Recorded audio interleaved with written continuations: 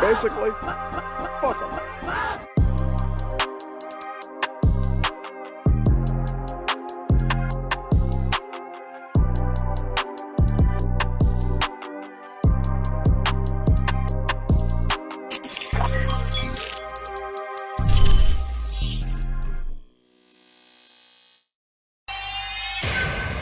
Beats Planet.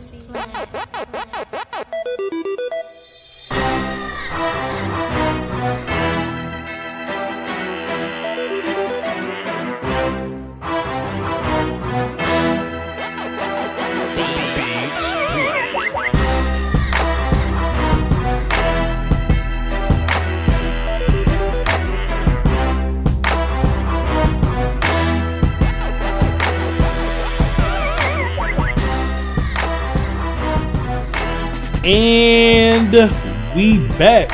What up, what up, what up, what up? We not doing nothing else. Tapping in with y'all. Loving on y'all. Showing y'all some TLC. Tender love and care. And some A. Which is appreciation. All that good stuff. Come on in, y'all. Come on in. Come on in. Come on in. Let me get that straight. There we go. All right. Shouts out to the Blue Flame and all the essential workers at the Blue Flame. There we go. What's up, y'all? Voch Lombardi live, another episode here on The Volume. Appreciate y'all for being here. Give me one big hug and some flames in the chat. We ain't doing nothing else. Salute, salute, salute. Got another episode here without Will Steele, but it's cool. The Cowboys have another day at practice live at Frisco or whatnot, or wherever they practice at. Is it Frisco? It ain't in Arlington. It's probably in Frisco. I believe so. It's in Frisco. So yeah, they're doing that. So all of my Cowboy cohorts, my colleagues, my consigliaries, all of them, they are hanging out at a Cowboys camp right now. I'm actually going to try to get Will on the phone to tap in with him, see if he can give us any information on what was going on yesterday. Just a couple of updates. Jay Lombardi say, Voch, you better tell Sky how you felt yesterday. I'm gonna tell him exactly how I feel one day. It ain't gonna be today, but I appreciate y'all for being here, man. Welcome. Swati Kot, man. Swati Kot. I'm your host, man, Voch Lombardi. You are watching a master at work. Follow me on all my social media platforms, VOCHLOMBARDI, and of course, hit all the buttons on the volume, subscribe, like, and all that. Likes and subscriptions are virtual currency. That's the only way that the volume knows that the Voch Lombardi live show is killing it. And when the Voch Lombardi live show is killing it, they possibly gonna, buy us houses and cars and boats and four-wheelers one day. But we'll cross the road whenever we get there, all right? We got some cool little stuff to talk about. Cowboys had a little practice yesterday. We're going to touch on a handful of those topics. Got some sound clips from a Mike McCarthy press conference. Y'all know we love to break down some of those Mike McCarthy press conferences, of course. And like I said, we're going to try to get Will on the phone. And, the shows like this, man, it's all about the interaction, man, tapping in with y'all. So we got the phone number on the screen right there, 202-926-1127, access code 309104. And of course, I'll be heavy in the chat box. I got the chat box on this screen today. So when you see me looking over here, I'm looking at the chat box. This is me looking you in the eye. I'm looking at the chat, and ain't nothing over here because Will not here today. So I'm just looking at me. If you see me right here, I'm just looking at me. I need to chill. All right, let's get started today, man. Cowboys had a cool little practice yesterday. Cool little practice. And you hear all types of things, hey man, Dak looking the best he ever looked. You know what I'm saying? Dak XYZ. I just think it's a handful of things that we just need to consider when we get practices like this. And we're gonna talk about some of the players. I thought it was important to come forward to just kind of have this conversation. The one thing that I saw, hopping out a lot at Cowboys camp was how good the receivers look. Hey man, Dennis Houston, boy. Hey man, Simi Fehoko. And most importantly, hey man, Jalen Tolbert. I feel like a lot of us were down. And when I say a lot of us, I really mean like a lot of y'all. You know what I mean? Not y'all in particular that's in this chat box, but y'all know out there in the world. And there were some people that were down on Jalen Tolbert, because he just didn't make the best of his opportunities in preseason. If y'all didn't see me break down the film yesterday, I did it live. So if y'all was watching live, y'all got a chance to take a look at some of the Jalen Tolbert. Jalen Tolbert was supposed to have 112 yards and 2 touchdowns, I believe. But But Jalen Tolbert was supposed to have 112 yards and 2 touchdowns in last week's preseason game. But we get a weird late throw from Cooper Rush, and we get a overthrow. Well, it wasn't even an overthrow by Will Grier. Will Grier just missed him. And we got a miss by Will Grier. Not even an accuracy miss, but hey, like, you're open, because when we go to football school, they teach you that the deep post, you can fight cover 2 with that.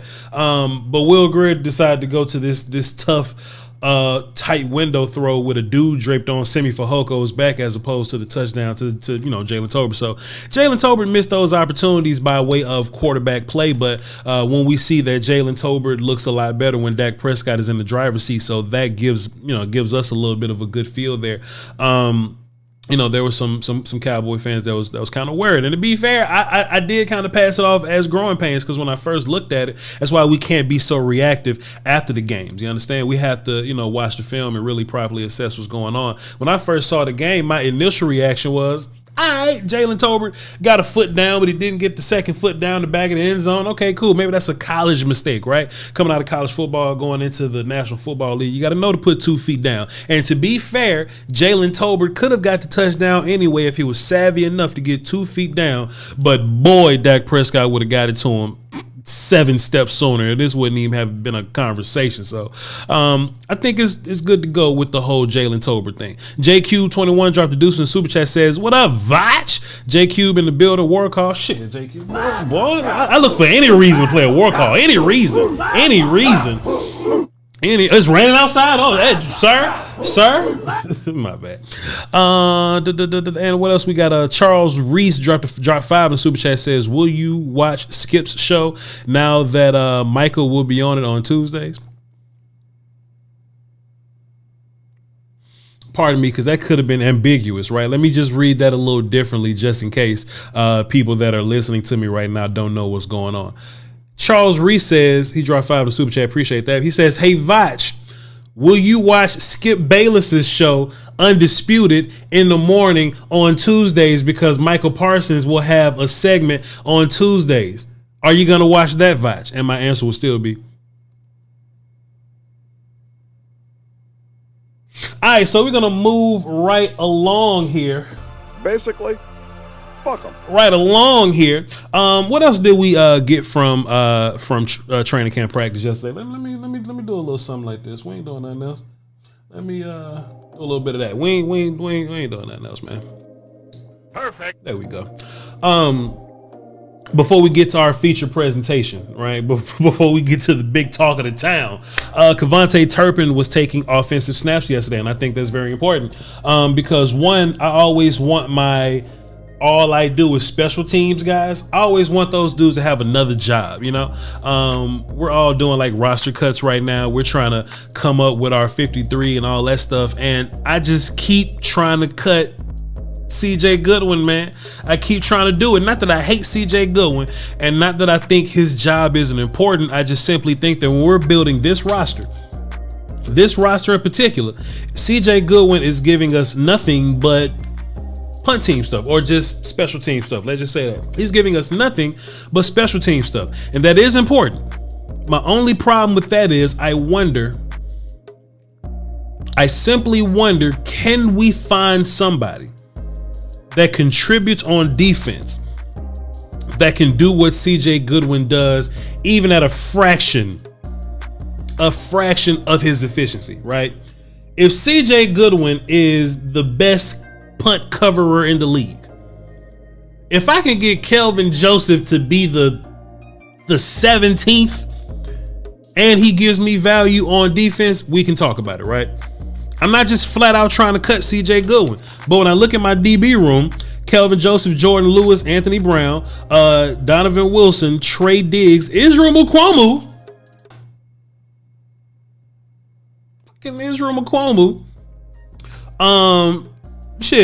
J-Ron Kearse, Malik Hooker, Deron Bland, and Marquise Bell. That's 10. And that might be your 10. That might be your 10, like your 10 DBs going into game day, right? You add CJ Goodwin, he's a specialist guy, which will make him the 4th specialist guy, but then he'll be the 11th DB guy. That'll be totally fine if that was the case. Like if it was just CJ Goodwin just trying to make the team and we ain't got shit else to worry about, sure, CJ Goodwin make the team. But damn it, I got 12 D linemen I like. And Mika Tafua is working his way into trying to be 13th guy. I can see Mika being like a practice squad guy for us, but Mika can play. Anthony Barr shows up to make your linebacker room a little thick. You know, Malik Jefferson playing good. Devin Harper, he's a guy that we drafted, so we typically hold on to the guys that we drafted. I'm sorry, CJ Goodwin, I'm trying to get rid of you. I'm sorry that I made this a CJ Goodwin rant. This was really about Kevontae Turpin, but shit, I get upset. I get upset when we talk about CJ Goodwin, bro. Anyway, Kevontae Turpin, this rant aside, right? What I find valuable about Kevontae Turpin is that not only that he's kick return, punt return guy, and he seems to be a dynamic kick return, punt return guy, but the idea that Kevontae Turpin can do some things on offense for you. I see Turpin, you know, Turpin probably touched the ball like 4 times in preseason altogether. I don't think nobody's ever tackled him. Nobody's ever like brought Kevontae Turpin to the ground.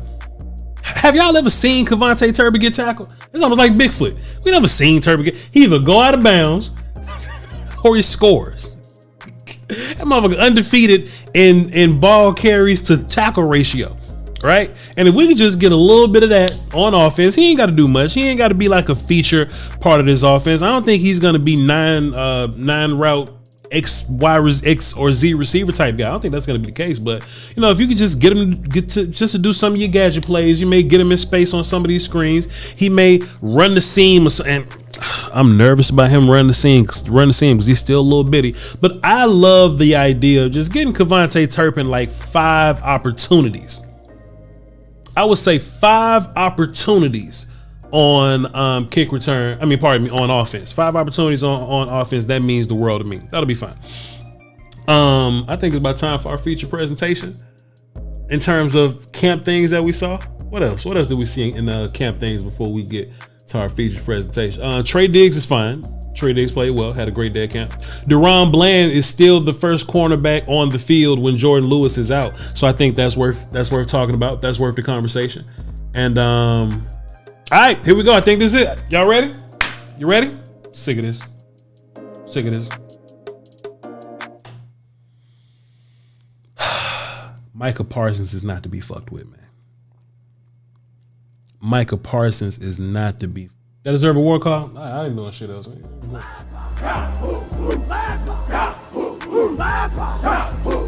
Micah Parsons, bro.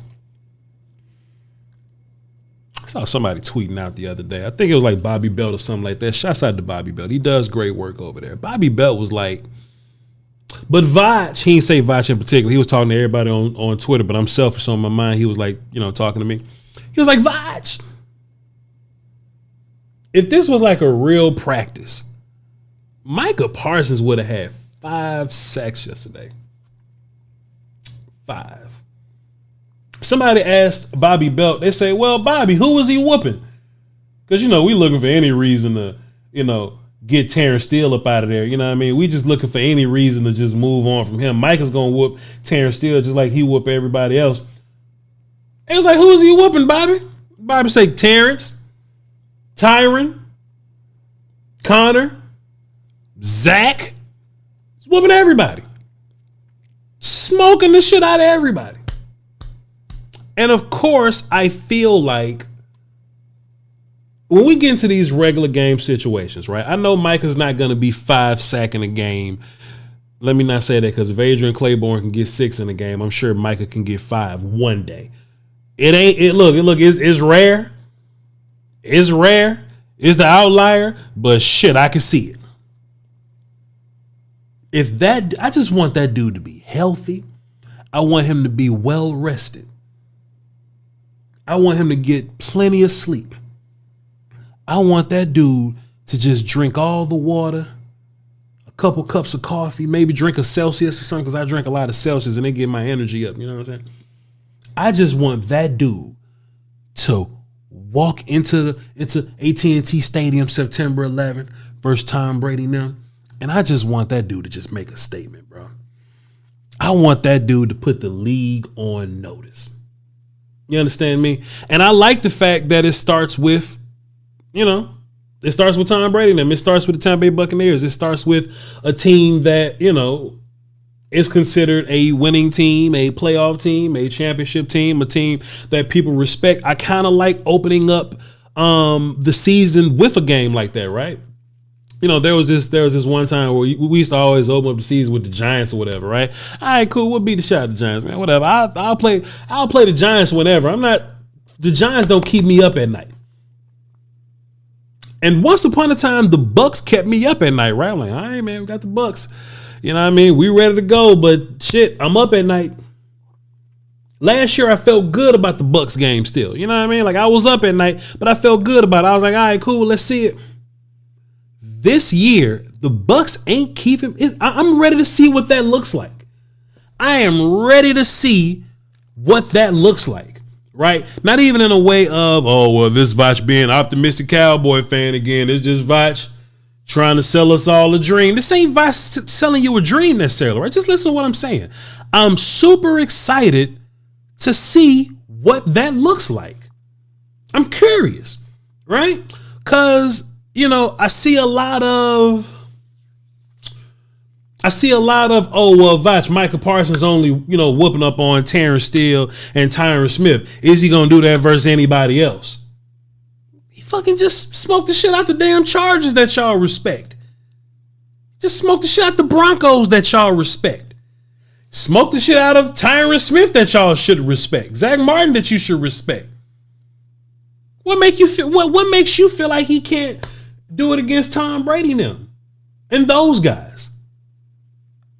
I'm just excited to know what that looks like. I'm not saying, because look, last year I said it, and last year I wasn't technically wrong, but last year I was walking into the Tampa Bay game like, fuck them, we're going to put 35 points on their asses. Fuck them. And we did, to be fair. We did. This ain't Voch saying that this year, right? This is Voch, this is going to be a different type of game. It may be more of a low scoring game. I don't know. We'll see. We'll cross the road when we get there. I simply want to know what this defense looks like. I wasn't an analyst when like D Ware was playing, I only started being an analyst in 2016. I've been a Cowboy fan when D Ware was, D Ware, and like Leroy and all those guys, Chris King. I was around. I was playing Madden. I was a young kid, but I wasn't an analyst. I'm an analyst now. I'm Voch Lombardi on the volume now. And I'm dead ass curious to want to know what this defense with a DeMarcus Lawrence and Micah Parsons looks like versus a good team, boom, boom, boom. Because I know what this defense looks like with 4 rookies in the front 7. DeMarcus Lawrence hurt, Neville Gallimore hurt, Tristan Hill hurt, Jaron Kearse not settled into his position, Malik Hooker not really getting active till week 11. I know what that looks like. And that's a top 10 defense. Being a Cowboys fan, I've had in my analyst career, I've had a top offense my whole analyst career. Talking about like late Tony days or whatever, you know what I'm saying? I've had a top tier offense my whole analyst career. I've never been able to analyze as an analyst a top tier defense. Not only a top tier defense, right? Because watch this, chat. Tell me if I'm bullshitting. We've always had them Marinelli defenses. That's all. We've always had them Marinelli defenses that'll play cool, but they'll give up a bunch of yards. But they may give up like 20 points a game. Statistically, that made them top 10. Statistically, you know what I'm saying? We ain't look dominant, but we was straight. You know what I'm saying? We've had them Marinelli teams where,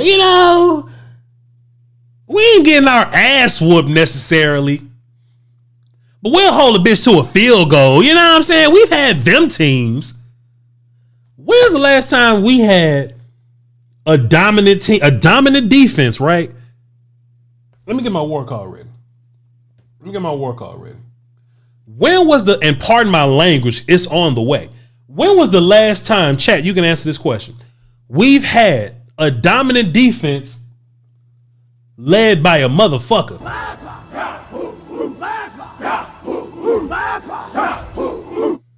I remember the defenses when, what's my man's play linebacker, but he went to Kansas City, Hitchens. I remember them teams where Sean Lee would get hurt and Anthony Hitchens was the best player on the team because D-Law was hurt. You know what I mean? D-Law, who's still a dominant player. Let's not get that mistaken. Let's not get that mistaken. D-Law is still a dominant player. He might be like, what, fourth on this defense? Maybe. He may be fourth. Possibly. Micah, Trey Diggs. Who else? Okay, cool. Third or something like that. You're third. All right, D-Law, you're third. Well, you know what I mean, I'm going to try to get my sack record back. I can't have the young buck coming in here thinking he could just take shit over. I mean, that's cool. But you're third. But you're third. I feel you. Yeah, man, I just want to come back and establish my respect. You feel me, Voch? I just want to come back. Yeah, I feel you, D-Law shit. Uno, dos, third. You feel me, my guy? No disrespect to D-Law, but that's just where we at right now. I've never been able to see a defense that's top tier, and I know it's top tier because last year it was top 10, and everybody has gotten better. Everybody settled into the role. Dan Quinn, year 2. Mike is going to be a much better pass rush, and he's going to rush a lot more. We're a much better defense led by a motherfucker now. I want to know what that looks like. Respectfully. You understand what I'm saying? Respectfully, I want to know what that looks like. Boy, oh boy, seeing against Tom Brady week 1, boy. Oh boy. If we beat the shit out the Bucs via 5 sacks on Tom Brady, boy, you know how many people gonna get pregnant that night? You kidding me? Kidding me? I'm going to jail. Shouts out to the lunatic K-Paul Soul, brother. He was in the chat box. He was like, Voch, what you think about Vita Vea versus the center? No disrespect to Vita Vea. Vita Vea is a fantastic player, right? Fantastic player, Vita Vea is. But one, Vita Vea is going to smoke anybody he lines up against, right? So we just got to take that into account when we're game planning. But 2, Tyler Biadasz and what's his face? Connor McGovern. Tyler Biadasz and Connor McGovern wasn't that bad versus Vita Vea last year. It wasn't that bad. You know, and I know that, you know, it's a very show me culture, right? We Cowboys might as well be from goddamn Missouri. We're a very show me culture. And to be fair, we should be a show me culture, right? You should be able to show me before I get too, you know what I'm saying, caught up. But I saw Connor McGovern and Tyler Biadasz block Vita Vea last year. Tyler Biadasz did get picked up and dropped on top of somebody one time last year, but for the most of the game, we were fine. I feel good about, hopefully it's Tyler Smith if there's no politics involved. Hopefully it's Tyler Smith. I feel good about Tyler Smith, Zach Martin not having COVID. He'll be there. And, you know, Tyler Biadasz playing a little bit better, right? There's ways to scheme around guys, right? It's many ways to, you know, scheme around top tier edge players, but there's millions of ways to scheme around, you know, top tier interior guys, right? When Kevontae Turpin runs his little jet sweep thing, you want to know the last block you're going to have to worry about? Whether Tyler Biadasz can seal Vita Vea or not. That's the last block you're going to have to worry about. You feel me? Anyway, what else do we have here? Let me text Will Steele, see if he's ready to come on. And then after this, we're going to get into some sound clips. You good to go? And then after that, we're going to get into some sound clips. The media, I got 7 clips for you. The media asked Mike McCarthy about kickers, you know, Dak and the starters and all that good stuff. How do you gain confidence in players that you haven't seen in the preseason? Oh, you know, them Cowboy fans that can't wait to put the starters in the damn preseason game. Well, they talked about that. Young wide receivers getting work with Dak. Michael Gallup update Turpin on offense and running back depth. Mike McCarthy talked about some of those things. Let's go ahead and do this while we're waiting on Will Steele. Let's go ahead and boom, cue this up. So we know that Liram Hallelujah got cut or whatnot, and we're basically rolling with Brett Maher or whatever. We got a pretty long clip. Yeah, I got you for a few. Well, never mind. Will Steele says he's ready, so let's go ahead and get Will Steele queued up. We're gonna get him queued up, and then we'll boom, and then we'll get into those sound clips. Let's see how this thing works. Oh shit, this roadcast is goddamn crazy, boy. Goddamn. Hey, this roadcast is crazy, cuz. Come on, dog. What we doing? What we doing, Will Steele? Hold up, brother. Could you hear Don DeMarco? Did you hear that? Don DeMarco. Goddamn, he hear Don DeMarco. Okay, my bad. What's up, Will Steele? What's good? We live. Yeah, man, we are live right now. There was no wait period. I just dropped you right into the fire. So don't say nothing that's gonna get you canceled, brother. Not gonna hold you too long. Maybe 5 minutes. That's cool. Like I was saying, that What's good with you, my guy? I was just talking about some of the things that happened at practice yesterday, right? I wasn't there, but I kind of watched it on the social media machines. You was actually there. Tell the people how exciting Micah Parsons was, sir. Man, that whole speech you gave when we was in camp, just do it all over again. Yeah, I did. I did. Basically, go ahead. Pick it right back up. I said on my show, I said, if you just came from Mars or Jupiter and you got dropped into a Cowboys practice in Oxnard and then Frisco, you would think Terrence Steele was a bag of shit every time Micah lined up over him. Yeah. And he's not. It's just Micah Parsons is inhumane. And he is inhuman, I'm sorry. Yeah. And he did the same thing to Tyron Smith with a nasty spin move where he teleported in a half a second and blurred somebody's telephone. So he's ridiculous. I think it's very encouraging that we can go to like the Chargers practice or whatever, right? And we heard that Tyron Smith did well versus, Bosa and Mack, and maybe he lost to Mack one time or whatever. You know what I mean? So if Tyron does well against those guys, it ain't like Tyron's bad now, because there were some people asking, oh, well, Micah just beat a shot at Tyron. Does this mean Tyron's bad? Does this mean Terrence bad? Well, Terrence mostly beats everybody else. And Tyron for sure beats everybody. He ain't the same he used to be, but he beats everybody else. But Micah's beating those dudes easily. You know what I mean? So so Micah's different, man. I just went into this whole speech about how I'm ready to play Tampa Bay like right now. Fact.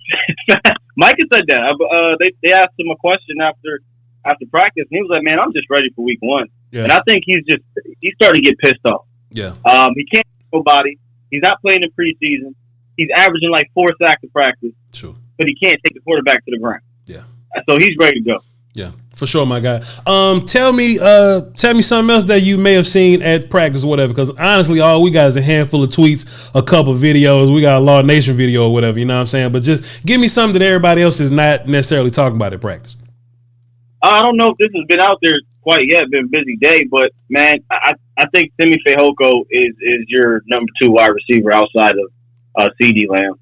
I just do. I think he had a fantastic camp in Frisco. He's had a good preseason, and now he's starting to carry over that momentum in Dallas. And I just think that Simi's upside is higher than Noah. I already think he's a better receiver than Dennis Houston.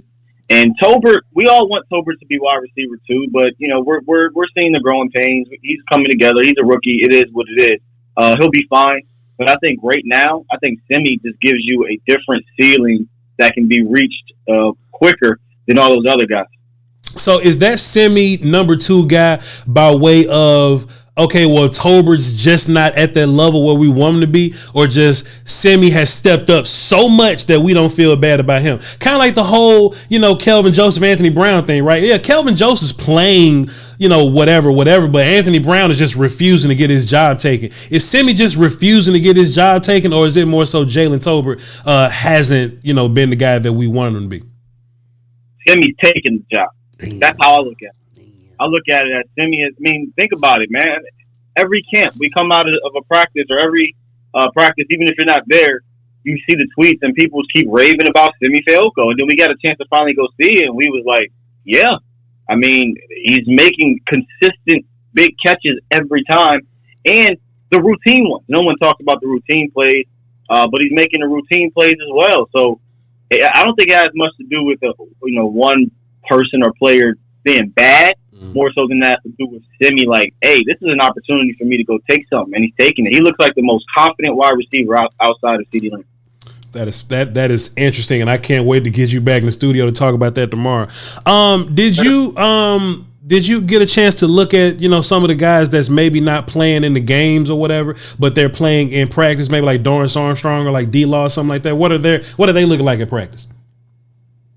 D-Law. The funny thing is you mentioned Dorrance. I don't know why. Maybe I have no idea why, but he just looked bigger yesterday. Yeah. For what that is, we were very close to practice in Oxnard, but to be fair, Dorrance Armstrong has probably been your most quiet defensive end in camp and preseason. Sure. Just hasn't made a ton of splash plays.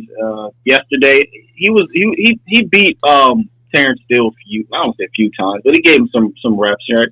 But nothing to really stand out, from Dorrance. D-Law is just doing D-Law things. I said on my Twitter account, if D-Law is rushing next to Micah Parsons on obvious passing down, it's a nightmare, bro. It's going to be lethal. Sure, 100%. Two more things, I'm going to let you go. You texted me yesterday because we're actually friends. You said, I was thinking this morning, if we truly shift to a run-dominant offense and use more of a committee approach, 4 running backs might make sense. Would you care to elaborate on that for the people, sir? Yeah, man, I'm still trying to sleep on this one, man. If the Cowboys are going to be, we all believe, by the way, Voch, that we're going to have to be a run team and dominate on defense, right? Sure. If you're going to do that for the most part, at least until Gallup gets back into the swing of things, I feel like you got to do it with more than 1 or 2 backs. I feel like you got to kind of have a stable of backs because you're going to be putting a lot of carries on these guys.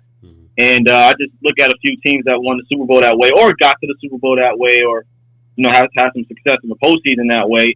It was with a stable of backs. You often bring up Mike McCarthy and his stable. It was 3. Yeah. It was 3 guys. And for a while, I was like, "There's no way they're going to keep 4 running backs." But then I started thinking about that plan, and I'm like, "Well, if we're going to be running the ball 35 times a game, you might need to keep 4 because you should be using 3 backs in that case." So if the back gets hurt, that 4th guy, and it's not like you got a scrub as the 4th guy. Malik Davis or Rico Dowdle would be a really good 4th back. Sure. One more thing, and I'm gonna let you go, brother. We only got 1 kicker now, so do you have an update on Brett? Nah, no update on Brett. Honestly, man, I don't even remember him kicking yesterday. All right, cool. It is what it is. Will Steele, we have many vibes when we work together. We have just touched on another one, me interviewing Will over the phone. It's a strange feel, but it's natural. But it's natural somehow. I don't know. It is what it is. But can't wait to get you back in the studio and have fun, my good sir. Man, I can't wait for tomorrow already, bro. I was going to jump on today, man, but Voch is just a good brother. He said, take the day off, man. Go enjoy camp. Go have a good time. Just call in. Appreciate you, sir. We have them. Gotta be handy with the steel, if you know what I mean. Earn your keep. SKYWALKERSTEELE on all social medias, A to Z Dallas at 8 something, probably like 8:30ish in the morning. Appreciate you, brother. All right, bro. I'll get with you. I'll call you at practice. I'll text you. Yes, sir. Will Skywalker Steele, ladies and gentlemen. Hey, man, the production of the show, dog. You are watching a master at work. Go to the war call. There we go. Will Steele, ladies and gentlemen. Will Steele. I actually went to my phone screen a little late. That's what I get, man. I'm a little rusty, man. I'm used to having a producer, bro, but I'm a little rusty. I went to the phone screen a little late, but it is what it is. Dr. JX dropped a dime in the super chat, just showing some love. Appreciate you. He didn't even have a question. Somebody in the chat box, Hayden, I'll have one of my moderators deal with you, sir. J Tuck in the chat. Shouts out to him, CFO Sports on YouTube, and J Tuck on Twitter. Go over there, check him out, man. He's talking some good stuff, man. He's talking some good stuff. And Justin Newman dropped 5 in super chat, says, could the coaching staff think they're just going to move Martin out to tackle if necessary, and with that move McGovern at right guard? I don't know, dog. It had to be a federal emergency to get Zach Martin at right tackle a couple years. All the tackles had to get hurt to move Zach at right tackle last year. I don't think that's something that they're just gonna do. So nah, I don't think that's gonna be a thing. I think we're gonna be stuck with Terrence and Walesko and Josh Ball. That's what I think it is. KJ say Will Steele is a platinum caller. Indubitably, sir. Indubitably. All right, now we get into the Mike McCarthy conversation. He had a pretty, we're going to have to cut some of this out. After this, we're going to get to the phone. So phones don't go nowhere. I'm going to work y'all in with, after some of these clips. Mike McCarthy talking about the kicker situation. He had something very interesting that he said that I hadn't considered when he was talking about kickers. So here's Mike McCarthy talking about that. I just had a chance to visit with Laram this morning, and I tell you, I really liked the way, he came in here, and it was he took control of the competition early, and that was very evident. But he really improved it during this time here too. So. But Brett, we just really trusted the numbers. I mean, this 80 cut is difficult. I'm sure all teams are feeling that way today. And it just you start factoring playing this last game and so the other factors. So we just felt Brett was in front, and we wanted to give him this opportunity to be the kicker, to be the guy in preseason 3. So, but Laram. We definitely gave. Hallelujah. I thought he did an excellent job in his time here. Gets really up to the players, and not just single out, Brett. It's just like anything. Our personnel department's watching all those teams and so forth. But we had a chance to work out Brett last year and Laram, if you remember the contest, and I think he is. He's just the way he's striking the ball. I've just been so impressed with him since starting with the workout too. So, and if you look at his kickoffs, it's something was probably the difference between both him and Laram that we gave him the nod too. And that's the one thing that I haven't even thought about yet. And Soldier Christian in the chat box, I don't know who's blocking you on their channels. Respectfully, I don't know who's blocking you, right? But don't put us all in one big box, sir. You know what I'm saying? Now, if you get blocked for going on people's channel being annoying, that's your business. You're not being blocked for being an Eagles fan. You probably being blocked for being annoying, because we got Alex, who's an Eagles fan. We got a couple other Eagles fans, some Washington Football Wizards fans, some Giants fans. They come in and they just chill and they just cool it. So if you getting blocked on somebody's channel, it's probably because you're being annoying. That's just free advice for you, sir. That's free game for you, sir. If you take it, that's cool. I got shooters in this room, but that's free for you. But the one thing that Mike McCarthy said that really stuck out to me was the idea of the kickoff. And I never even thought about it, right? Because, I hate special teams anyway. Special teams, that ain't football for real. Just sometimes native, football guys, we don't really appreciate special teams as we really feel like we should. You know what I mean? I'm like, kickers, man, some kickers. You know what I mean? I really don't, I don't think of it in that way. So when I think of, Brett Maher and Laram Hallelujah, we always think about it just from the kicking battle. The one thing I never considered is we know Brett Maher can kick that bitch through the back of the end zone. We know that for sure.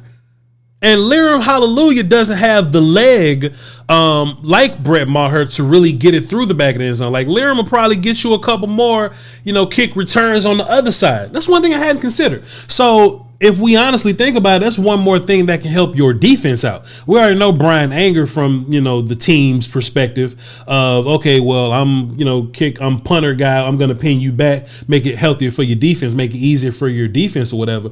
But if you got a big leg guy as your kickoff dude and the other team doesn't get to do kick return stuff, it's a big fucking advantage. So shouts out to Mike McCarthy for saying that, but it kind of made sense to me when he said it like that, and why they would want to roll with someone with a bigger leg or whatever. Made a lot of sense. Let's see. We ain't got to talk about that. Mike McCarthy, give us an update on Kevontae Turpin and his role on offense. Well, I think you'll see how he'll be repped tonight and tomorrow, and then you'll see how he plays Friday night. So, yeah, he's gonna be given some more opportunities in the receiver rotation. I think, he has shown great, patience, confidence, in the return game. So, I feel very good about where he is right now there. But, I think you'll see him get some more opportunities as a receiver. you got to give him some opportunities as a receiver, dog. You got to do it, you know? And you know, receiver, I remember once upon a time when, you know, we was all growing up about a decade ago, maybe not a decade ago, maybe like 8 or so years ago. You know, football changes so much. But once upon a time, everybody wanted their receivers to be like Calvin Johnson, right? It was just one archetype that everybody was trying to go to when they were looking for a receiver. And at some point, I don't know who did it. I forgot which team started this or whatever. But, and you know what it probably was? It was probably when pro football started doing some of the things that college football was doing, and we just have this, you know, wide array of guys. We'll have 3-4 receivers on the field at a time, and then, you know, these offense coordinators kind of leveled up to the idea of our wide receiver room should be like a basketball team, right? We should have one dude that just kind of does a thing, and then there's like this big dog that can do all things. And once upon a time, KaVontae Turpin couldn't play wide receiver in the league. There was no way KaVontae Turpin would be able to, you know, play ball in the National Football League. But KaVontae Turpin now in today's football can have a role for himself, right? Like Tavon Austin, I remember when he was here, and there's a lot of Cowboy fans that are making the making the comparison of KaVontae Turpin to a Tavon Austin type guy. When Tavon was here in Dallas, he was a kick return, punt return guy, and he may have every 2 games, he may have had a couple of opportunities on offense. I think with a guy like KaVontae Turpin, because at that point, Tavon Austin was washed. With a guy like KaVontae Turpin, if he can get 3 opportunities a game, maybe 4, they don't have to be real life receiver things. I think they could be a handful of things. You put him in the backfield one time, run a toss with him, whatever you want to do, and just let him be kick return, punt return guy, then fine. Brian Broaddus, he was talking about, he had a fantastic point. KaVontae Turpin, if you use him too much, for sure, KaVontae Turpin might get tired because he just played a whole season over at the USFL, right? So you really don't. He'll really run into a goddamn wall if you let him do it, right? Because he just played a whole last season just a month ago. It's like, all right, you just season, and directly after the season, maybe a month later, you get dropped directly in the training camp. You know, so that might be a thing. You know, this may not be the year to overuse Turpin, but definitely keep him fresh for those kick returns and punt returns. You feel me? Definitely. Mike McCarthy had an update on Michael Gallup. Let's see what he had to say about that. Yeah, I mean, definitely. I mean, it's just first of all, anytime any coach or anything like that, they open up the sentence with I don't know. They open up the sentence like that. They're probably about to lie to you, or they're probably thinking of something off the top of their head right now. I don't know. We'll see. But Mike McCarthy on Michael Gallup. You know how this fourth quarter goes in the rehabs, but all I can tell you is, when we have the meeting every morning, Britt Brown is obviously running the rehab, and he feels really good about Michael's progress as far as his timeline and so forth. He hasn't had any setbacks, and I hope we will continue to be blessed, with that process. So, but he's doing really well.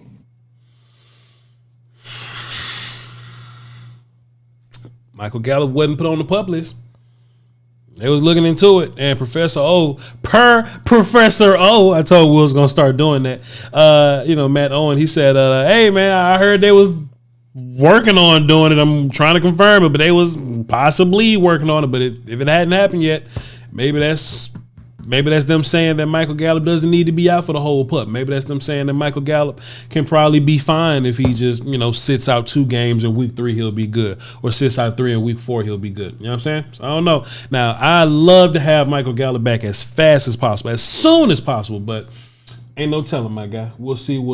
And let's see. Did Mike, did he have anything else interesting? Young receivers getting reps with Dak. Of course, that's important. We ain't got to go into that. How do you gain confidence in players you haven't seen in the preseason? I think that's an interesting little clip. Mike McCarthy. Well, let's be honest. I mean, it's not cut and dry. I mean, because when you do play preseason games, what's the opponent doing too? So I mean, you could pick apart whether you play your ones and nah, Matt Owen, we are purring your ass if you are working to confirm it. Per Matt Owen, he said Gallup is going on PUP is what Matt. No, we bullshitting, guys. He ain't come out and tweeted. Not yet. Preseason or not. That's the beauty of statistics. I mean, it depends on what story you're trying to write. Usually you can lean in one way or the other. So I get both arguments. The conference has been locked. I'll say this, if you look at the amount of work that our first group has been able to achieve, working the one practice at Denver, the two practices in Irvine against the Chargers. So for the volume of that quality of work, the competitiveness, where you truly have ones versus ones, which is not always the case in these preseason games. And that's what I think is most important. That's what I think is most important. So when we hear Cowboy fans that want to, or they're upset because, I want Dak Prescott to go into a meaningless preseason game for at least one drive, throw the ball to CeeDee Lamb to get ready for the regular season. That's what I don't really like about it in the first place, right? One, Dak don't need preseason at all, because we saw last year Dak didn't play any preseason. He didn't have any preseason work, and he didn't because his goddamn shoulder was messed up, right? He went from shoulder rehab directly into a shootout with Tom Brady. I'm fine with Dak sitting down. Dak ain't got to go out there and prove anything to me, in terms of throwing passes or anything like that, right? But the one thing that Mike McCarthy said that was super important, right, is when we're practicing, we get to control things, right? We get to control how many reps these guys get, and they're getting ones versus ones reps, but we get to keep our quarterback safe while doing it, right? So if you're one of these, I want the first team to get some reps in preseason, right? Ask yourself this: what's more important, Dak Prescott getting one series versus whoever, right? Let's even say the ones, right? Let's just keep it at ones in the preseason, right? Dak Prescott getting one series versus some ones in a preseason game, and that may be 7 or 8, reps or whatever. Or we have this controlled practice where Dak can't get hurt. He has a red jersey on. We're blowing a whistle anytime somebody gets close to him, and he gets 40 reps. That's what Mike McCarthy was talking about. They all count the reps. They count everybody reps. On a daily basis, he got 80 reps through the whole practice or whatever, right? So 80 reps on the whole week. Dak Prescott getting 80 reps versus a first team defense where he's safe with a red jersey on, versus him playing in a preseason game that's, meaningless, where he could possibly get hurt, and he only getting like 7 reps versus some other team. Just ask yourself what's more important to you, and the obvious answer should be, hey, Voch, I'll take those 80 reps versus a first team. That's a whole game. These 80 reps versus a first team defense in a controlled practice setting. Of course, that makes sense. That just makes sense, man. And that's all we got on that front. We got about 900 people watching live. I appreciate y'all. Shake my hand. Give me a big hug. Wakanda forever. All like this. Let me Don DeMarco this thing. Let me give y'all a Don DeMarco. We ain't doing Don DeMarco. Appreciate you. So now I'm going to go to the phones. Now, this is something that we've been doing on the show for the past couple of weeks or so, or the past week or so. We're working on making this show as perfect as possible, because we on Colin Cowherd's network, and we trying to smoke the shit out of it, and we trying to get good numbers so that me and Will Steele can buy a house. So we've been trying to make the phone lines a little more clean, right? We've been trying to clean the phone lines a little bit up, right? So for everybody that's on the phone right now, it's 8 of y'all. And I love y'all to pieces. And back in the old days, we had 3-hour shows. I'll let y'all ramble all day. Just do me a favor on this phone. Don't ramble. Try to keep it clean. Get a point in. If you got a fast, expeditious second point, get your second point in.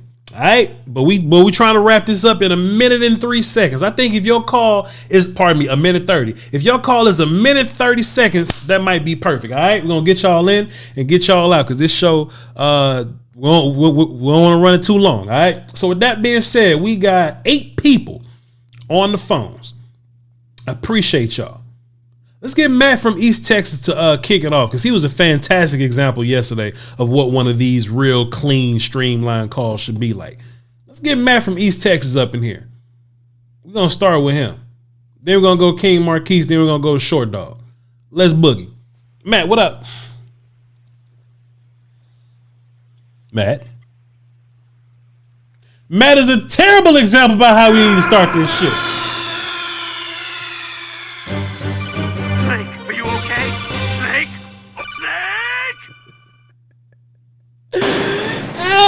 Man, I was ready to give him props. Hey, Hey, I was ready to give him props. Terrible example of how to start this. Let's go to King Marquise. See what he got. Let's see if he can give us a better start to this show. Let's see what happens here. Hopefully we ain't got a Metal Gear Solid him. King Marquise, what up? What up? How's it going? Cooler, my guy. What you got for the show? All right, so just real quick, I was going to piggyback off what you said about Brady and them. So Brady took mid-tier receivers, and made them look good. So do you think Dak is capable of taking these mid-tier receivers that we have and making them look good? I've seen Dak make regular receivers look good. I've only seen that in the atmosphere of him having other good receivers around him, though, right? Like I've seen Dak make Randall Cobb go and get a check from the Texans or whatever, and hell, Cedric Wilson went to go get a check from the goddamn Dolphins or whatever, by way of Dak Prescott making them look good. Nobody would consider Dalton Schultz like a top tier tight end talent, but I think Dak makes him look good. You understand what I'm saying? So I think this is the first time I've seen Dak as the Dak he is now. Because once upon a time, when we was doing that wide receiver by, committee shit, that Deontay Thompson, that Alan Hearns or whatever, that group, Dak wasn't the guy that he is now. So I'm interested to see what now Dak would look like with those dudes, right? So we got now Dak with a CD Lamb, with a Michael Gallup, and a bunch of unproven dudes. So if Dak can elevate those unproven dudes amongst CD Lamb and Michael Gallup, then we might be on to something. But we'll see. I just haven't seen it yet. All right. Well, that's all I have for the show. All right. Appreciate you, man. That's a good call, King Marquise. You got in, you got out. Appreciate you, sir. Appreciate you. I see Matt was in the chat box. Yo, Matt, what you mean you was on delay? Ain't no delays on my phone, sir. Now I gotta unmute the phones and bring you back in when there's 6 people on the phone already, Matt. See how this go? The conference has been unlocked. Call back in, Matt, and watch 3 other people call in to just extend the show. I'm gonna start hanging up on y'all. Let's get Short Dog on the phone, see what he's talking about. Short Dog, what up?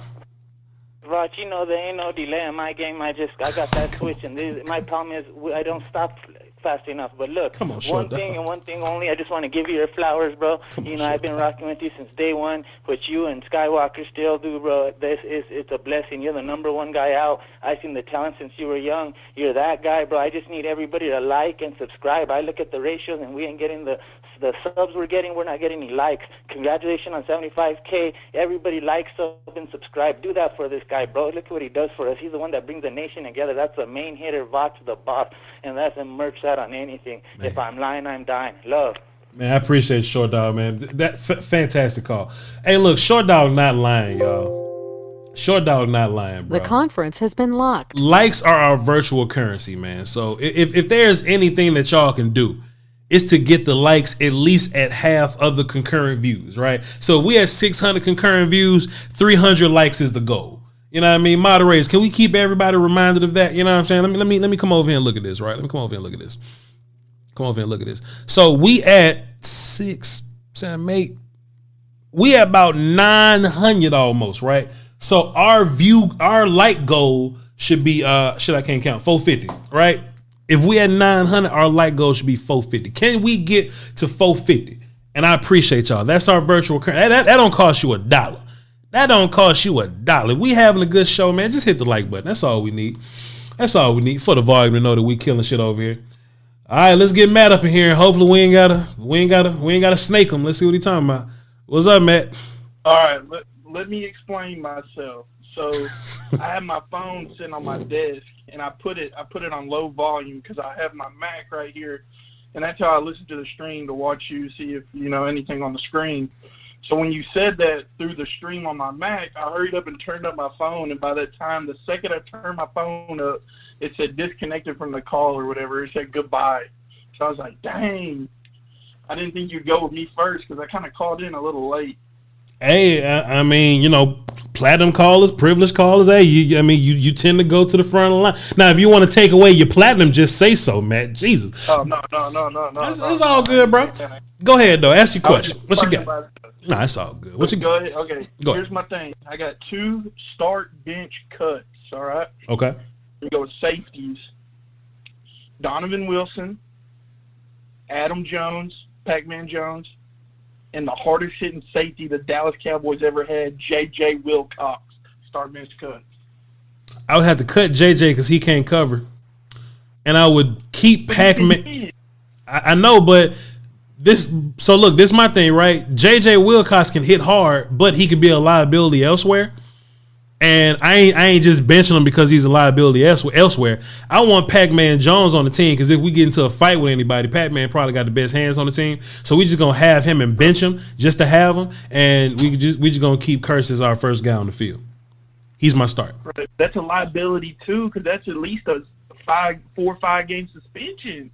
Because Pac-Man Jones, he's gonna throw at least 20 to 30. Like, he ain't just quitting after a couple. Like, he's going full tilt. But if he on the bench, that's fine. He just throwing hand because he was on the bench anyway. So because he ain't starting. Like, if he's starting, that's when you lose something with Pac-Man Jones. Pac-Man Jones is only on the team to throw hands with other teams. Come on. Okay, yeah. Come on now. All right, and the second start bench cut. Michael Gallup, Terrence Williams, and Roy Williams, but when he was like the second guy for Miles Austin. When Roy was the second guy for Miles Austin. So Roy can't run, so I'm cutting Roy. Which Miles Austin we dealing with? No. I'm saying Roy Williams when he was the second option for Miles Austin. So it's Roy Williams, Terrence Williams, and then Michael Gallup. Okay. So Romo, Terrence Williams, let's say 1,200 yards, Michael Gallup, and Roy Williams. Yeah, I still think Roy Williams trash, and I hated giving up that first round pick to get Roy Williams up out of here. Terrence Williams can be good with the right quarterback, so I'm assuming that the quarterback position is ideal. So I'm taking Terrence Williams and I'm starting Michael Gallup. Okay. Appreciate you, bro. That's all I got. I just wanted to explain myself a little bit and wanted to put those questions out. Nah, Matt, you good, brother. You good. Appreciate you, doc. Yes, sir. We had to redeem him, man. Had to redeem himself. Good call. Doesn't it benefit? Yeah. So we're live on both channels. Ideally, we would love for you guys to watch on the volume. Ideally. But we've come to a conclusion that y'all gonna do what y'all want to do anyway. and y'all ain't gonna follow directions. Y'all just gonna do what you want to do. So it's better for me and Will Steele for y'all to watch on the volume, but that's y'all choice. Let's get Jarrell on the phone. See what he talking about. Jarrell, what up? What's happening with you, big boy? Cooling, brother. Cooling. What you got for the show? I'm just chilling, man. You made me wait for old boy with them three whack ones. Them was easy. Hey, man, that was easy. That wasn't even hard, man. Matt is a close friend of mine, and we're not gonna disparage and defile his start cut. What was the question? Yeah, we're not gonna defile his questions. So. But I feel you. No, it's all good. No, I'm just yeah, I got you. No, it's all good. I like what the old boy Dan Quinn been there. This going 2 years. Mm-hmm. So he came in with Micah, right? Yeah. Okay. Look at the mentality. Like, true leader. We got a true leader on defense. Like, I think I missed a little bit of what you were saying, but Micah, the true dog of the defense, pretty much the team. Sure. So they gonna move how he move. Sure. And we ain't had that in a long time. That D-Law became the leader kind of by default. I ain't trying to diss D-Law. He the man. But when D-Ware left, that's when he had to step up because wasn't nobody else. Right. Sure, 100%. But the way we got a true leader on that defense, man. I can't wait to ball and smash on fools, man. We gonna be looking right. And some of your favorite players finna be getting a spot took. Like who? J. Lou.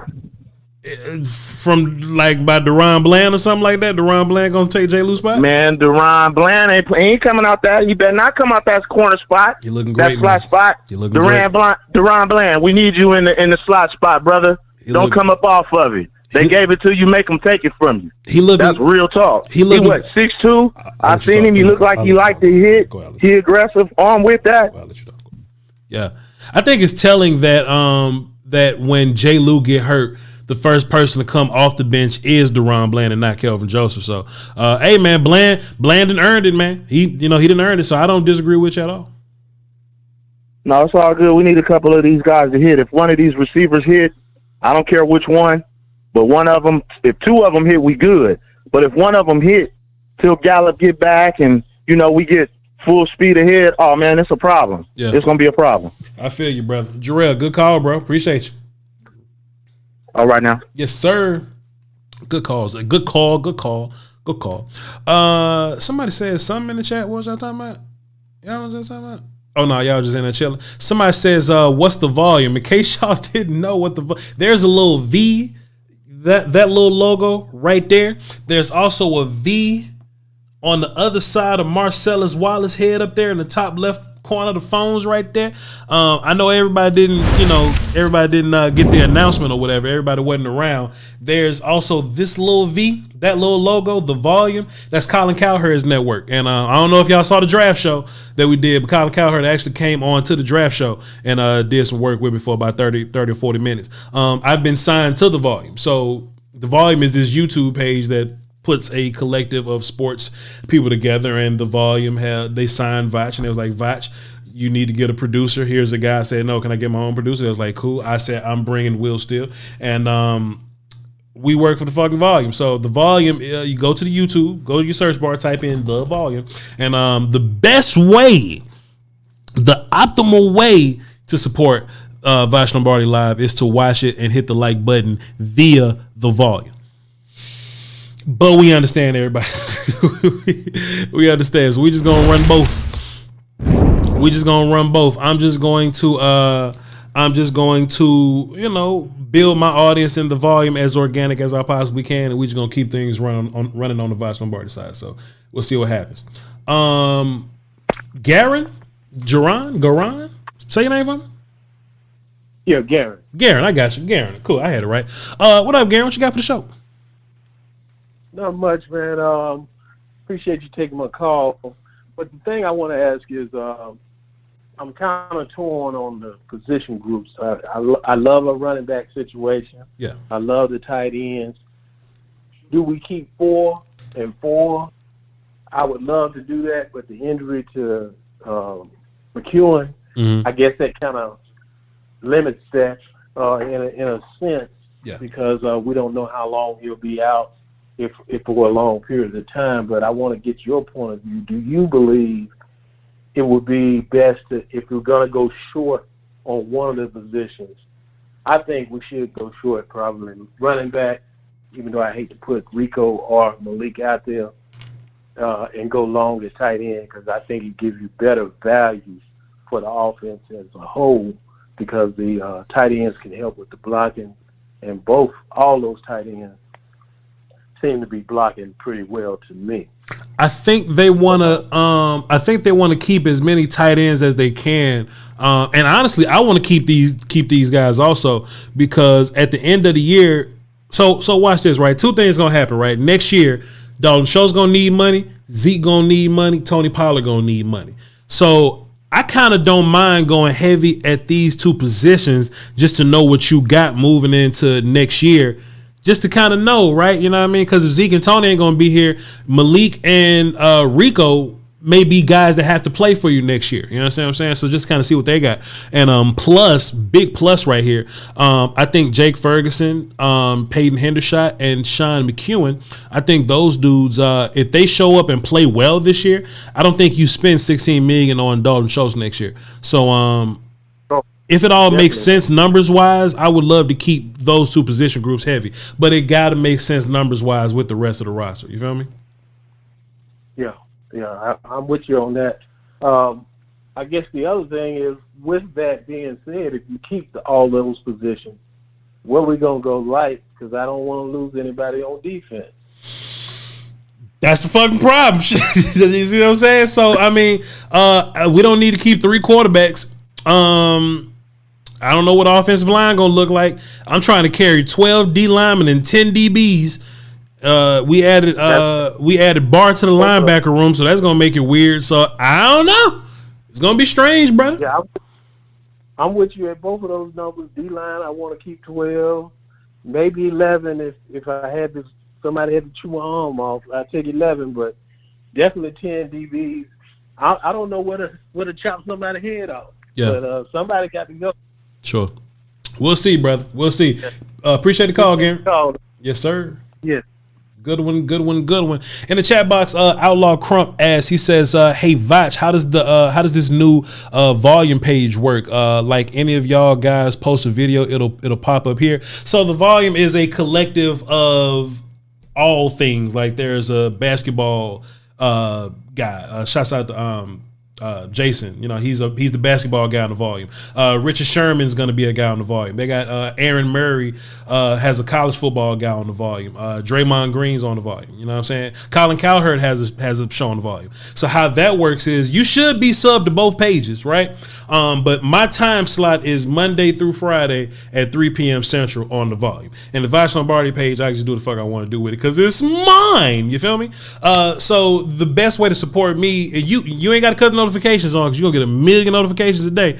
But just know Monday through Friday at 3 p.m. Central, I'll be live on the volume. So if you want to go to the volume page and be tuned in at 3 p.m. Central when I get there, that'll be a big help. As far as film sessions, all the other stuff like the game days and things like that, that's going to be just like regular on the Voch page. But, the more numbers we get on the volume, the better it looks for us. That's all we're saying. So appreciate you. Let's see. Let's get Uncle Charlie in here now, and then we'll get these other miscellaneous calls that we haven't heard of, and then we're going to get to the chat box. Let's get y'all in quick. Let's get in and get out. Uncle Charlie, what's happening? What's going on, nephew? How you doing, bro? Man, life is good, Uncle. I can't complain. We blessed, the volume holding us down. Everything good. How you doing, man? We ain't asked you how you doing in a while, man. Everything cool with you? Yeah, man. Hey, man, I ain't got, I'm retired, man. I ain't got no Herman Murray money, but I ain't hurt for no money, though. I'm good. I feel you, Uncle. What you got for the show? Well, let me just say this in all fairness. Mm-hmm. Like I know, Voch, back in 2018, when we went with wide receiver committee, it didn't work. Now we coming up on this again, wide receiver by committee. So we made what's the name, number one wide receiver. But number one is only good. Number two is only good as the number one. So I just feel that Jerry Jones should go out and get another veteran receiver as backup. Bring somebody in. You don't have to get AB, because AB is crazy. And then they ask me, where you at, AB? I'm up in the clouds. Look, fool, she ain't asked you that. So you don't need to go ahead and get them. But I'm pretty sure somebody out there you can get. Right. And I just, when I get off this phone, I want you to really come in on that, because that question is to an expert such as you. I need that answer. And let me say this in closing. We are all the same. We might be different colors, but we all bleed red. So I decided to go over my white friend's house, David's house. I wanted to keep saying, man, come on, kick it with the family. So I kicked it over there with him. And dinner time came. I said, wait a minute, whoa, what is this? This is college cheese and linguine. I can't eat that. What do you eat? Hog maws, pig ears, black-eyed peas, neck bone. That's why I eat pig's feet. Well, don't worry about it. I just ain't going to eat tonight. So what we going to watch for TV? Then I get in there on the front room floor with the family, and then Lassie came on. Here, boy. Hey, Lassie. Now it's time to go, goddammit. We might be having different cultures, but we all bleed the same. And that's all I got to say. Appreciate you, Uncle. Fantastic. Uncle, you getting good with these calls, man. Appreciate you, man. Fantastic. Hey, man. Shouts out to Uncle, bro. Hit the rewind button if you ain't get it. To answer your question, though, Uncle, why don't we bring in like a veteran wide receiver or something like that? I think the problem with a veteran wide receiver is I think Dak's continuity with the receivers weighs more than however much talent you may be getting from a new guy, right? Like if it was a clear difference in talent, then you try to figure it out and make it work. Like if it was like, I don't know, like an Amari Cooper level talent guy or something like that. You know what I mean? You bring him in, it doesn't matter where his continuity is. You make it work with that talent and you figure it out. The guys that's available, guys like a T.Y. Hilton or something, T.Y. Hilton with no continuity, I don't think is as good as a Jalen Tolbert with continuity. You understand what I'm saying? Because Dak is the type of guy, You know, he would much rather you be in the place where he wants you to be, which is why Dennis Houston is making so much noise right now, because he's always exactly where, you know, Dak needs him to be. That's important for a guy like Dak Prescott. Dak ain't like an Aaron Rodgers that can just make it work with Voch at receiver, that can make, you know, Robert Tonyan a guy at tight end. You see what I'm saying? So me personally, I would love to have Gallup and James Washington back. Honestly, I would love to have them dudes back. But I think familiarity with Dak, you know, I think that benefits Semi and Noah Brown. And that's probably the only reason Noah's still here, to be honest. And Jalen Tolbert. Fantastic question, though. Appreciate you. Let's get 2 more calls in here. We don't know who they are, but we're going to give them an opportunity to go platinum. And we'll see what they got. Then after that, we're going to talk to the chat box. So 646 up next, 913 on deck, chat box in the hole. Let's boogie. We're going to try to be done by 4:30. Got a little meeting to go to. Is what it is. 464. What's up? Who this? What's up, Zach? Hey, what's up? Who? Watch, I mean, who the fuck? Huh? Colton. God. No. Sorry, I'm Josh Brown Band production manager. Man. And Basically, about work. fuck I'm sorry. Stop the cap. Hey, I just need to hit a button. I like all the videos. I listen. I subscribe. Everything, bro. It's just we gotta leave tomorrow to start our tour. Yeah. And I got a bunch of shit on my mind, man. I got sorry, you. brother. Nah, you good. Go ahead. Nah, you good, bro. I got you, bro. I just wanted to say, bro, why don't you go try out? But Josh Ball gotta go, bro. Yeah, man. He gotta go, bro. Bro, come on. Can you imagine? I know. The scrubs is kicking his ass. Right. When you put him on the line on Dak's blind side, and you got the number 1 rushers in, bro, he's gonna get Dak killed, bro, and then we're gonna be back in fucking 2019 all over again. Right. Yeah, man. It's you know, it's gonna be crazy when the regular season gets here, man. You know, when the regular season get here, that's when everybody get to prove themselves. You feel me? So, hey, September 11th, we'll see. What else you got? I was just gonna say that, you know, I appreciate you. I love your content. I like your videos. You're my favorite on doing all this stuff, and you keep doing what you're doing, brother. And you got my number. And if you ever want to come see a Zach Brown Band concert, you call me, and I will get you backstage, and I will get you hooked the fuck up. Oh, I love the Zach Brown Band. Goddamn, let me give you a work call. I'm his stage manager. Okay. So I'm responsible for everything on that stage. Zach Brown Band, you say? Okay, I feel you, brother. Yes, and you got, this is my cell number that I called you on.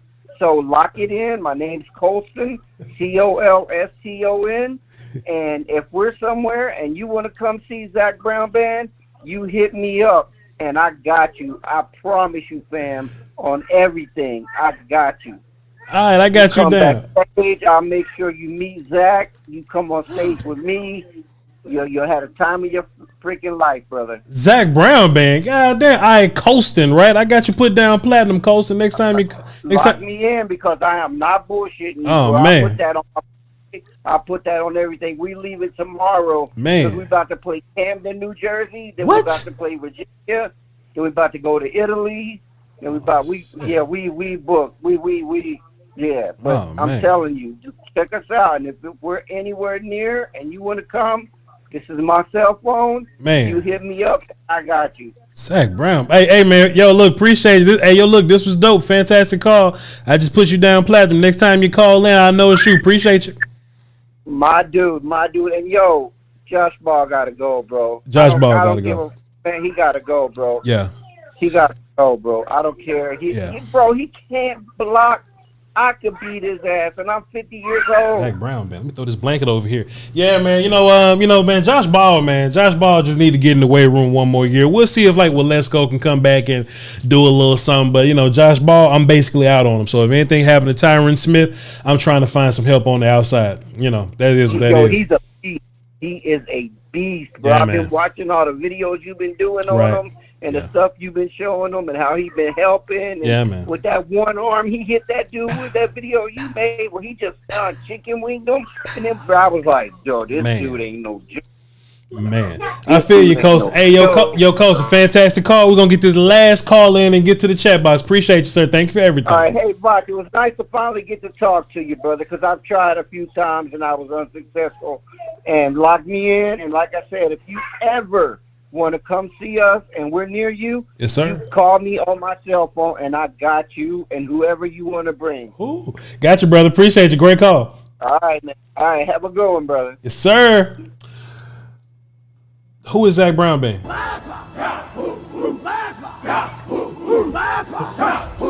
That's I mean that ain't hip hop.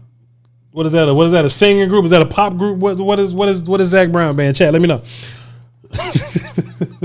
Let me know, Zach. I love to go. You know, I like anything. You know, so I can just access my way through. But yeah, chat. Y'all let me know who Zach Brown band is, and I'll definitely seize that opportunity. You feel me? He bringing James Slater, hilarious. Country music. Oh, okay, cool. Country fried. Do I know that's chicken fried? Oh man, on Friday night, and the radio. I know that goddamn song. We're gonna go see Zach Brown band, baby. We're gonna see Zach Brown band, baby. I know that song. All right. Go goddamn see Zach Brown band. 913. Who it is? This is Jason from East Texas. How you doing, my man? Jason from East Texas. Do you listen to Zach Brown band? You know what? Not really, but I'm familiar with him. You're going to have a great time. So, I would definitely handle that. Jason, I was about to hook you up with some free tickets to Zach Brown band, man. But you know what I'm saying? I just got the phone. I just got the phone. One of my plugs, man. They said me and whoever, man. I was going to get you up in there, man. I thought it was going to... I'll roll with you anywhere, Voch. Roll with you anywhere. Hey, I like where you've been, and I love what you're doing. So, and I'll make this quick for you because I know you got things to do. Appreciate you. I want to talk kickers with you, but before that, I just want to point out Micah Parsons. All right. Yes, sir. How many sacks you want out of him? 25. 25 would be 1.5 per game. 25 would be amazing. Tell me that don't feel possible out of him. 25 feels amazing. Micah Parsons got 14 sacks on 190 attempts.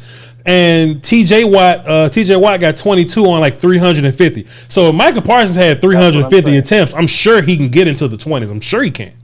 He could pull out 1.5 a game average. I believe in him. But the real reason I called was kickers. So I heard you talk about this. I think it was the day before yesterday.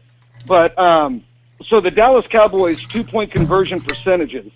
Last year it was 62.5%, and in 2020 it was 66.6%. Yep. Now, last year, our extra point efficiency was 42 out of 48, which works out to 87.5%. Right. So just to make the math easy, let's just say we're going to kick 100 extra points, okay? Mm-hmm. So if you kick 100 extra points, you're making 87%. How many points you got? You got 87 points. Right? Yes. Right. 87. If you're converting an average of over 60% of your 2-point conversions, let's just call it 60%. Right. Out of 100 attempts, how many points is that? That's 2 times 60. That's 2 times, right? Yeah, 120, right, yeah, right. 120. So would you rather have 120 points, that's 2-point conversions 100% of the time, and losing 40% of the time? Right. Or trying to kick extra points with Zerline, or with Maher, or with Hallelujah. Right. It's just the math to me, and this is multi-year math. This isn't just one snapshot. Multi-year math says run 2-point conversions and screw the kicker. Right. Yeah, basically. But basically, I'm with you. I'm with you, man. I'm all about, you know what I'm saying, going for that. And look, it's only 2 yards to get the 2 points as opposed to the 30 to, you know what I mean, to get 1 point. So it makes sense to me.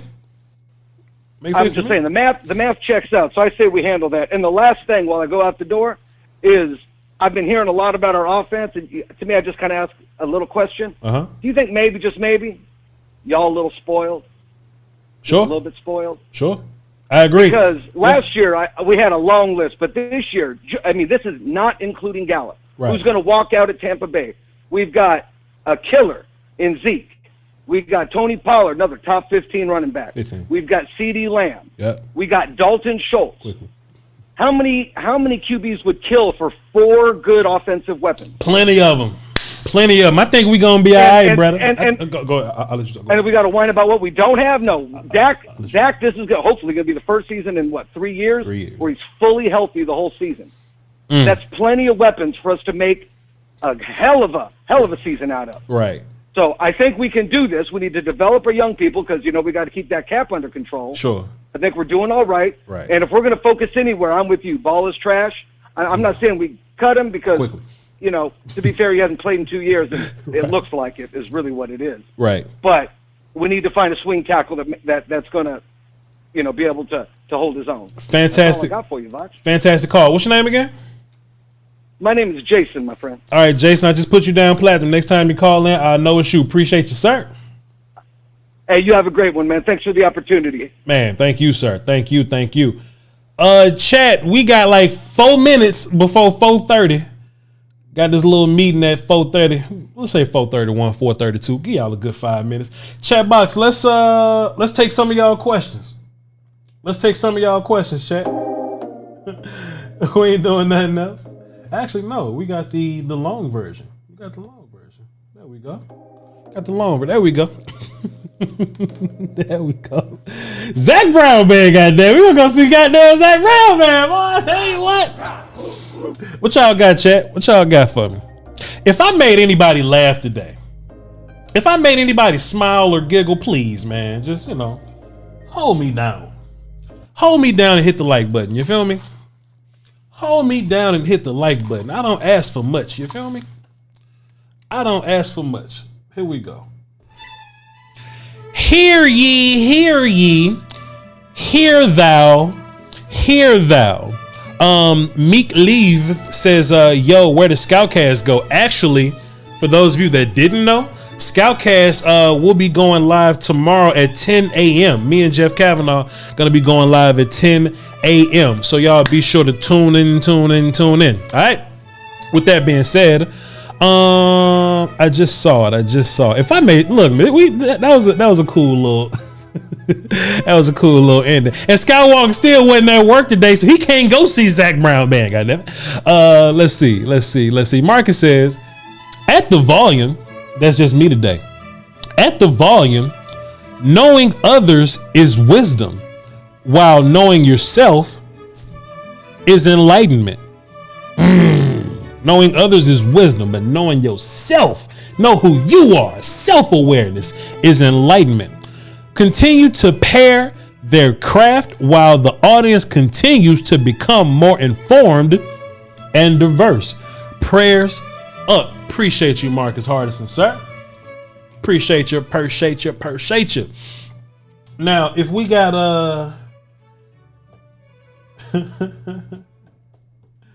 if we got any last minute questions, any last minute questions, what y'all got? I'm ready to listen to Zach Brown band, goddammit. I ain't doing nothing else. Let's see.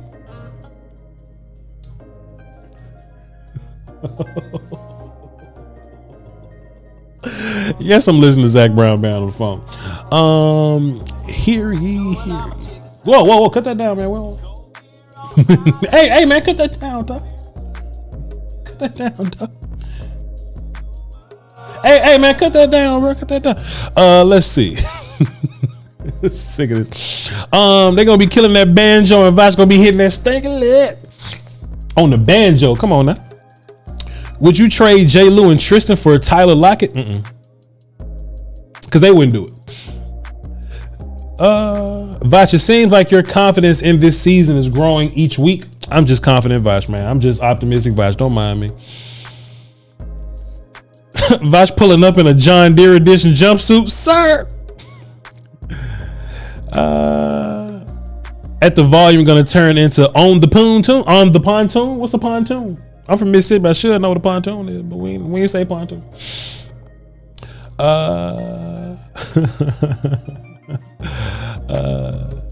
You good though. You got these long shows lately. Well, it's the regular season coming. If we ain't got nothing to talk about, we dying to get out of here at 4:00. But we got some stuff to talk about. And I got a meeting at 4:30, so I should definitely get ready for that. What else we got? sick of this. I'm sick of this. Let's see. Let me make sure my meeting was at 4:30. If the meeting's at 5, then I can leave. But if it's at 4:30, yep, it's at 4:30. Hey, I appreciate y'all, man. We did our best, but we made a pontoon is a boat. Hey, now we know. I keep saying pontoon like poontang pot. Hey, I appreciate y'all for tuning in. Y'all follow me on Twitter, VOCHLOMBARDI. I'm about to listen to Zach Brown Band all day. Hit the buttons on the volume, subscribe, and like. Y'all were fantastic today. If I made you smile, hit the like button.